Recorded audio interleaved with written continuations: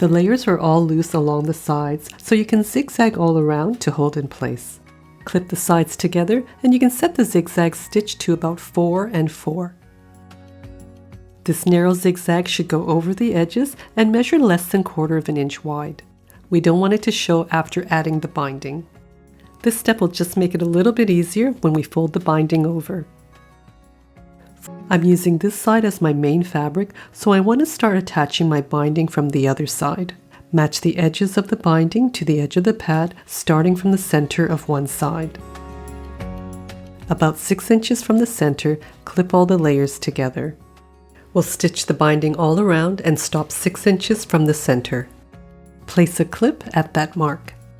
With the 1/4 inch seam allowance, start at that first clip, back tack, and then continue stitching with all the edges matching.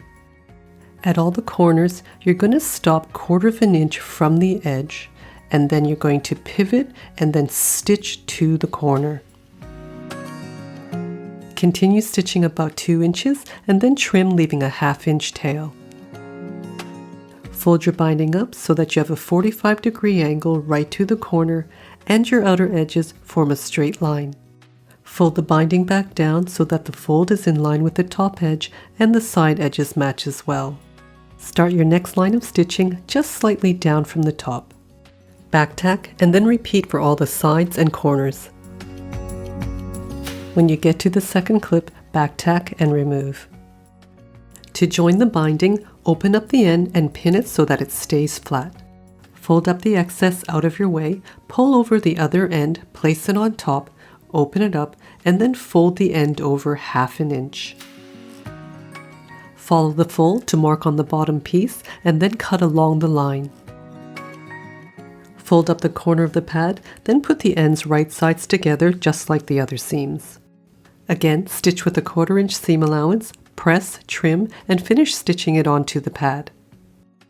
For all the corners, fold up the binding on both sides. You'll notice that the seam in the corner folds to the left. We want the same on the other side. On the right, fold the binding over so it just covers the stitch line. Flatten the fabric at the corner, pinch at the top edge, and fold the top binding over to create a mitered corner. This will give you a flatter corner without any bulk. Clip in place and continue clipping the binding, covering the stitching all around. Set the zigzag stitch to 3.5 and 5. Pull out a nice long length of both threads and then position your needle so that when it's on the left, it goes right into the ditch or the seam between the two fabrics. Start your stitch without back tacking and use a pointy tool to keep the binding in place, covering the stitch line. You can also edge stitch the binding instead of zigzagging. At the corners, have the needle all the way down on the left-hand side, lift your foot, pivot, and continue stitching.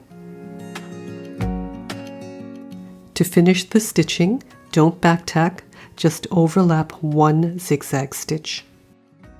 Then remove and leave a long tail of thread.